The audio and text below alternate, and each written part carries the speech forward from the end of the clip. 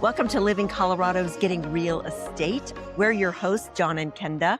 And today we're going to be kicking off our two-part Pride podcast, where we talk about what it's really like to live in the Denver area, especially for our LGBTQ and allies community. That's right. Justin, welcome to the Getting Real Estate Living Colorado podcast. Thanks for coming. Thanks for having me. We're super excited to have you here. Tell us a little bit about yourself. A little bit about myself. I am 37. I live in Colorado from Texas originally. You know, love being gay, love Pride Month. I am a design consultant at our house. I helped decorate and furnish some of this place. You did. But yeah, I'm just really happy to be here. Yeah, likewise. Thank you so much. Could you take us back just a little bit so we can get to know you and tell us a little bit about your coming out story? Sure. Were there people who were influential or really supportive at that time that played pivotal roles? Tell us a little bit about how that went about and how long ago that was. Sure. Oh, how long ago? I believe I was probably in high school, maybe like junior year. My story isn't crazy, but it is a little funny. So I first came out to my best friend and she already knew. But I was like, I need to come out to my family. So I had to start with my mom. I am very much a mama's boy. I'm the youngest, child out of 4 boys. So, and my brothers were much older than me. So they were kind of like already out of the house. They were doing their own thing. And so it was just like me and mom at home a lot. And so I felt like I should tell her first. And we were driving in the car, going to Walmart, as we did. And I told her. And she basically was like, are you sure? Are you sure this is what you want and this is what's going on? And I She was didn't like, see it coming. I feel like she did. Yeah. But in the moment, she was like very much like, is this real? Mhm. And we talked about it in the car and I told her, how I felt and what I liked. And, she was totally okay with it. She was totally cool with it. And then we get to Walmart. And we're walking down and she goes, Justin, those girls were just checking you out. And I was like, okay. I was like, that isn't, I was like, I just told you. Yeah. She's like, just making sure. Just making Yeah. sure. And then my mom told the world. Yeah. My mom told my whole family. She screamed it at the top of her lungs. And I didn't know she had done any of this until that coming Thanksgiving when my aunts and my grandmother came over and my 2 aunts just like cornered me and they were like, Mom told us your secret. And I was like, well, there it is. Everybody knows. So was this in San Antonio? Yeah. Okay. Yep. Yeah. So we've talked about my mom grew up in Mexico, but lived in San Antonio. And when I came out, you mentioned Thanksgiving. Yeah. I was with my sister driving to, I think I was 19 years old, driving to get something for Thanksgiving dinner. And I came out to her and, that night right after Thanksgiving dinner ended, my sister said, "Oh, I think John has something to say." And so, yeah, my mom's right. I had written a letter because I couldn't even say the word gay, or boyfriend or anything like that. This is ages before you were born, probably, But I told my mom read the letter, and my dad was in the military. She's Hispanic, so there was very Catholic. It was all these things against, but. She then proceeded to tell everybody. And she also, my sister, other little sister, had just been born. And she said, let's have all my girls down by the fireplace, including me. And I was like, well, hold on. I'm still dude.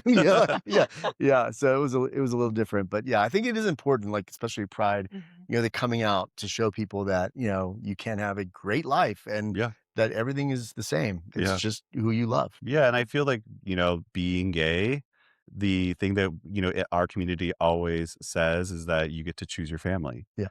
And a lot of people don't have the luxury of coming after their parents and their parents being okay with it. But if that's the case, you have your gay community to fall back on, to rely on. Yeah. And I've definitely utilized that a lot over the years. Yeah. Well, at some point you left Texas. You Yes. left San Antonio. Yes. It had to be a big Not fast change. enough.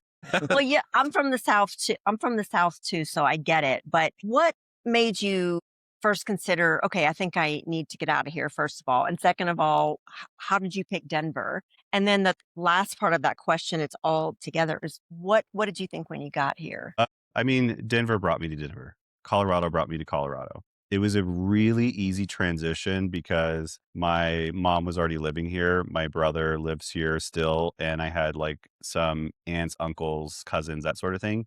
So it seemed like it would be a very easy transition to get out this direction. But, you know, I was growing in a city that wasn't growing with me, I feel. So, you know, I wanted to be more athletic. I wanted to be outside and do things. I wanted to explore, you know, nature, I guess. And that wasn't really an option, I guess, in San Antonio. There just wasn't like a lot to do. Like at San Antonio is where I got into cycling, but there's not a lot of like good cycling paths out there. There's not a lot of good cycling highways and roads out there. So I was really restricted in that regard, but it was also really challenging because it was so hot and it was Yeah. so humid, and it's totally different than what it's like living here. Yeah. Yeah. So it was like I said, it was just like a really easy transition to get out here. And my first impression was like amazing because the weather. The weather is so Yeah. nice. Yeah. Like coming from somewhere where it's just so humid and hot. My last summer in San Antonio, we had 100 days of over 100-degree weather straight in a row. I know. It's so That was my brutal. last. It's like what, 85%? I Yeah. mean, It's so high. Yeah. It's so high. And so, you know, coming here and just feeling like the drier air, and you know, the breeze that kicks up Yeah. and the sun that's always shining, that was like my first impression was how nice it was. Although I did, you know, move here in the winter, dead of the winter. So even like that was nice. But once spring and summer came, I was like, this is insane. I've never experienced this. Yeah. So Denver has, you know, obviously a big LGBTQ community. You know, you've got Cheeseman, Alamo Placida, Congress Park. Yeah, there's so many great neighborhoods. What of those did you when you got here, did you feel like you already had a sense of community? Did you know people before you moved here? Or how easy was it for you to meet friends and build your community? I feel like whenever I moved here, it was fairly easy. I did know some people. They did show me around. They did show me the neighborhoods and where to go and where to get drinks and where to get food and all that stuff. But I kind of did just like fall into, you know, a really cool group of people that, you know, a lot of them still live here. And so that was like a really easy transition into this Colorado life and this Colorado world. But on the other side of that is that I felt like I was so busy when I moved here because I had a visitor every other weekend for like a year. a Yeah. Texas visit. Yes. Anywhere. Yeah. Anywhere. Yeah. So I just was like, oh my gosh, like I can't afford this. I can't afford to go out like this every weekend. But it was great because like I said, it was there was a community for me to easily, you know, move right into. I love that. Yeah, and I will attest, you know, Billy and I moved here, and when we were looking for furniture, we went to our house and we see Justin, you know, at his computer pretending to not see us. You know, and so we're like, we're Try to look looking for things, yeah. important. And he started saying he was from San Antonio. We had moved from Austin, and so like I connected with him after. I said, "Hey, we're new. We're looking for friends. You know, whatever. Was that weird? You know?" And so we What did you went out think? and had, Honestly, is it yeah, weird? No, I no. At first I was like, this has never happened. Yeah. So that was the weird aspect of it, but it genuinely was friendly. Yeah. And Yeah. so I was like, oh yeah, I'm definitely going to take them up on their offer. And then I introduced you to my girlfriend. yeah. I know. He said, my girlfriend. We're like, wait, we thought maybe he was gay, but he's not. You know, like, kind of like the Metro line. I don't know. You know, but yeah, then his girlfriend Chris showed up, and it was great. It was really fun. Yeah. That's great. Well, if you had somebody who was thinking like, well, I'm leaving Texas, I'm ready to leave Texas, where should I go? What would you tell them the main difference is besides the weather, Yeah, obviously, between life in Texas and life in Denver? for sure. So one of my really good friends moved here probably like 5 years ago, and he was from Dallas and he was considering going to Austin or Denver. And of course, I was like, you have to come to Denver. And he's like, well, I need to know why you feel that way in comparison to Austin, because I also know Austin, right? And I said, Denver for you know, myself and for my friend, Denver caters to us. It has the outdoor lifestyle. It has all of these beautiful seasons that you can tap into. You can go skiing, then you can, you know, go swimming, and then you can go biking, and you can play tennis and volleyball and all these things that, you know, Yeah. we do outside. I said Austin is just going to be a better version, in my opinion, of Dallas. Mhm. You're going to have the food and the drink and the going out, Right. and that's what you got. You know, there are like some recreational things to do in Austin, but it's just nowhere near. It's hot. Yeah.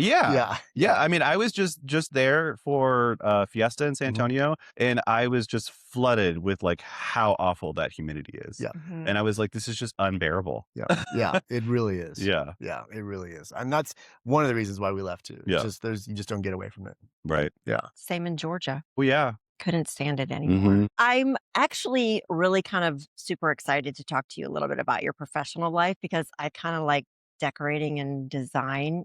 I never went to school for it. I wish I had because I love it so much. But you are the senior designer at our house, which Mhm. has the most incredible furnishings that I've seen in Denver. Yeah. And I know that it is a national chain, I believe. Yeah. Uh, but how do you, as a Southern boy, how do you think your aesthetic fits in with the Denver aesthetic? Is there a difference? Are you bringing something unique to the Denver aesthetic from your Southern heritage? Sure. And like kind of talk a little bit about the way that people in Colorado design. Are they looking for sustainability? Are they resourcing local? Like how are Sure. they managing their design decisions? Yeah, I think I have just adapted to what Coloradans want and, and trying to put like my own twist and my own personal style on what they love. For instance, like I just like really like to make people feel happy about what they're buying and what they're putting into their house. So if I'm doing that and I see the smile on their face, then I just know that like what I'm doing is correct. And then I know that they're going to buy from me. Sure. Yeah, building that relationship I know is critical, and that's what drew us to you for sure in making the selections that we did. We're very decisive, but I can imagine, or I would wonder, somebody who is buying a condo or something in Rhino versus, furnishing a mountain home. Like, what are the differences that you see, or are there any differences in the Yeah. selections? Yeah, there definitely is some differences. So in Denver, you kind of have like a lot of different styles. So you can have like a contemporary, you can have a modern, you can have, traditional. But up in the mountains, I feel like every mountain client wants mountain modern, which is Mhm. really easy to do at our house. Yeah. Like I feel like of all the, higher end luxury furnished retail, outlets, our house has that mountain modern vibe down. Tell us what mountain modern is. I feel like it's just like it's layers, it's textures, it's earth tones. Okay, it's not you're not like throwing in like a bunch of cool tones and whites and creams and like cold stone. You're going with like warmer woods and warmer like metals and layers of like natural fibers, so like sheepskins, Mm, cowhides, leathers, that sort of thing. But it doesn't look like it came from your grandfather's barn. mhm. Right. So, like, I feel like that's what the mountain modern aesthetic is. Would you consider, like, I know Ralph Lauren obviously has that mountain aesthetic, but it is more traditional, Mhm. right? I Yeah, wouldn't consider it modern per se. yeah. So that's, I think, maybe is that a differential between what our house can do versus like a Ralph Lauren? Obviously, both super nice, but it's Yeah. different. Yeah, I think, like, with the mountain modern, you're gonna have, like, sectional sofas, coffee tables that are gonna go heavy all the way to the ground. With a Ralph Lauren, everything's a little elevated, so you have, like, a longer, higher foot. Mhm. You have, like, a lot of, like, higher backs, and then you have, I think, like, maybe just, like, a lot of plaid is Yeah, going on at Ralph Mhm, Lauren, which yeah, is mhm. just kind of, like, obvious. So, I think with the mountain modern vibe, it's a totally different take on what it is. okay. Yeah. Yeah, that totally makes sense. Yeah. I think that, like seeing the trends that, people are kind of getting into. And I know there's so many photos that that we'll share on the podcast as well that kind of like speak to this trend that you're talking to. Yep. Mhm. Yeah. I think a lot of people want to be outdoors here. And so I would picture most people do a very simple, non-cluttered, non-busy interior just because they want to come home, feel right at home, and then get outside. Yep. Is what Exactly. Yeah. Yeah, I definitely do. And, there's a lot of things that I'm even seeing like in this home and right in front of me, like you're mimicking, the texture that's outside. You're bringing in that really cool aspen eye on, the tree into, this home. they But this is still, modern and it's still contemporary Mhm. and it still is a updated version of that. Yeah. Well, Mhm. thanks to you. Yeah. And Joel. I have And to give a Joel, shout and out Joel, to and you. Joel. He would kill me. He would if I kill didn't us. yeah, it's taking my client, whatever. So like we've talked about, obviously the mountain stuff and sustainability. Have you, because I know that our house does a lot of customization. Our clients or have clients in Colorado have been more concerned about sustainability or resources, like where is it coming from? Yeah. Does that come up at all? Yeah, it does. It does come up. It doesn't come up a ton, but it does. We hear that the Boulder crowd, Mhm. really asks these questions. But yeah, like our house is definitely that is at forefront how they go to market is to be sustainable.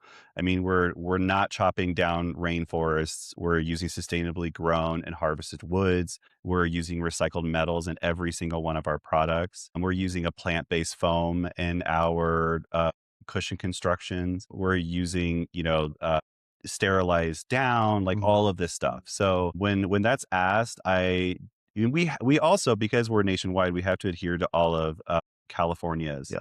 laws Restrictions and or whatever. restrictions and stuff like that. So when people ask, what's in this off gassing, and I'm like, we adhere to California's rules and regulations, and they're like, oh, perfect, Yeah, okay, the most stringent. yeah, for okay, sure. Yeah. perfect, let's go, let's shop. Yeah, exactly. No That's more great. questions needed or no more answers. Yeah. What's been the craziest store, I guess, client that's come in that's either furnishing a whole house or a short-term rental or something like that? That's been the craziest The story? craziest how? Because Like in crazy can terms be of good and crazy expense? can Yeah, no, crazy good. Like they've done like just whatever. They've And done then a I went lot. crazy bad. Yeah, okay. yeah. My crazy good experience was I was just sitting up I love this story actually. I was sitting up in the front of the showroom trying to capture business just walking straight in from the front door because I had just been not lucky going on, weeks and months, or not months, maybe weeks. I'd be like, I just don't have anybody in the roster. Who's going to come in and buy from me? Da da da da. And I was sitting up there. This woman walks in with just this platinum hair and with her daughter. And she's like, I just bought a house. Do you guys offer design services? And I was like, yes, absolutely. And I saw that platinum hair and I was like, that's money. That is money. That costs a lot of money to Yeah. keep that hair up. So I was like, yeah, absolutely. And she goes, I just bought this house. I'll be in touch. We'll send you everything. We're renovating it, but we're going to need like a whole house. And I was like, great. We start working with them. We build out the entire home. We lay everything out. They come in to look at everything. And within probably half an hour, they go, we love it. Here's my card. Oh my gosh. 200,000. Everything. Wow. It was a huge order. Yeah. Wow. And since then, she has referred so many, because she's a realtor. So she has referred so many of her clients to me and she's bought more and just keeps coming back. And I'm like, I don't know of a better client Yeah. other than this. Yep. That's great. That they just trust you. Yeah. They just trust you. And they're not like, I don't like this. I don't like that. What's that? Why did you put that here? Yeah. Because I've had those clients going on the bad ones. I have had these clients that just question literally everything. Yeah. They're like, so why did you pick this for me? Why did you pick that for? And I'm like, why are you being combative? Yeah. I'm Like I picked it because But it's you asked me to, gorgeous. Yeah, I picked it exactly. because it met your design aesthetic. Sure. So I mean, that client was definitely one of the worst. And why did you put the rug that way? And I'm like, I don't know. Now I'm It questioning me. Yeah. You came to me. Exactly. I have to be honest. I thought you were going to say that your worst experience was when this lady came in with her two girlfriends. I went, this and this and this. We're going to a movie, but we'll be right back. Yeah. That was me. No, you were And I definitely not the actually worst. did come back. You So, did come back.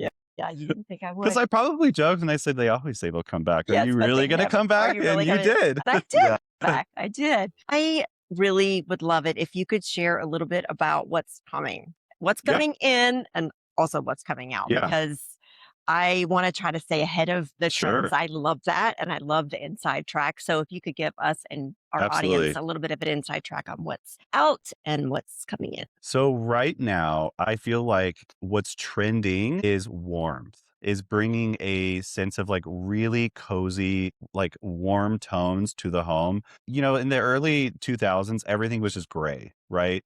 Every builder out there was Everything. it was just a gray whitewash, ugly. I mean, sorry, I don't want to say ugly because probably some people still have it or like it. Well, Time to change. Yeah, it's time for them to call See me. me. But now they're just bringing in like textures and warmths and colors and patterns and stuff like that. So I feel like that's what's trending now. That's what I'm designing. That's what everybody's asking for.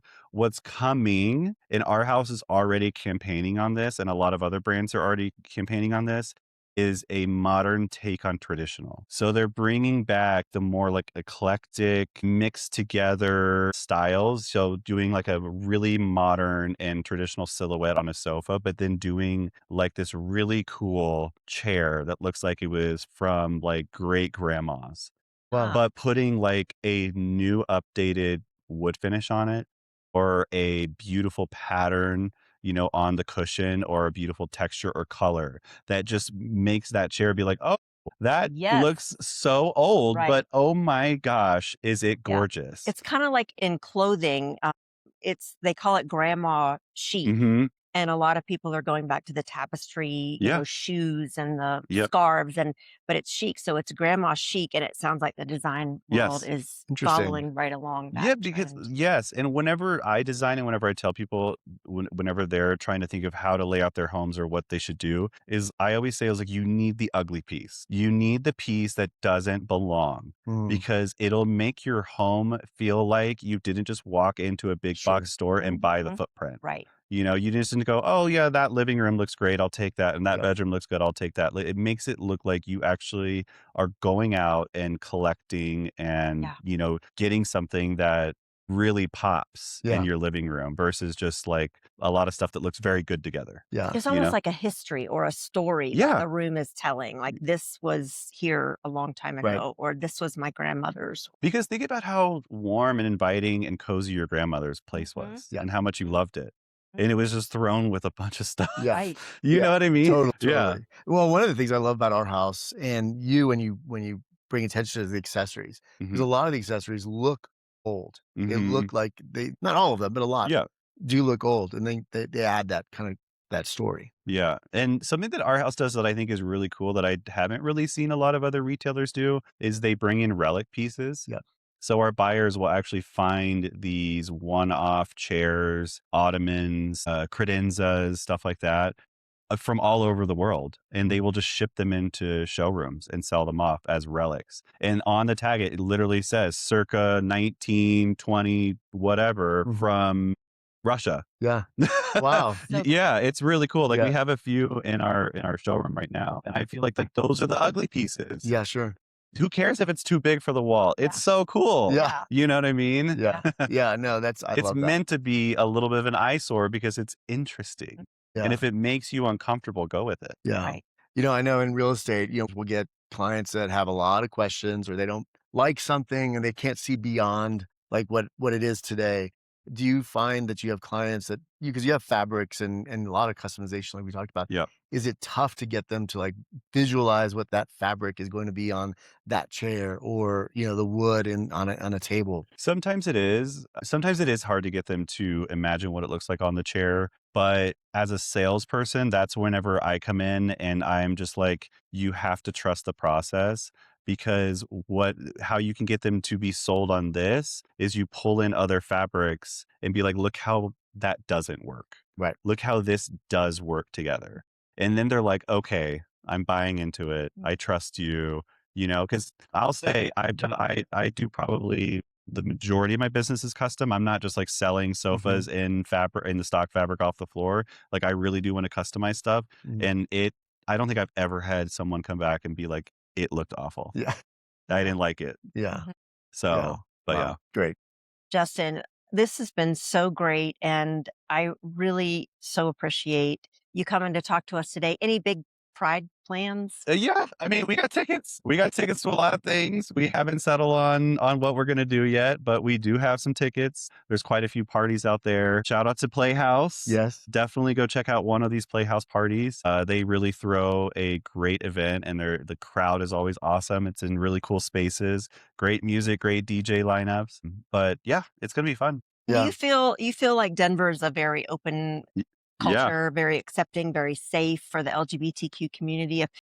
Say, for example, there's a trans person who's thinking about moving to Denver. Do you think that would be a place where they could feel safe and Yeah. fit in? I would say welcome. Like, Mhm. please come. In Texas, the cities are very liberal, but the rest of Texas is very not. And I have Mhm. experienced that quite a bit. Yeah. And coming to Colorado, I haven't been anywhere in the state that I have felt that I can't hold my boyfriend's hand.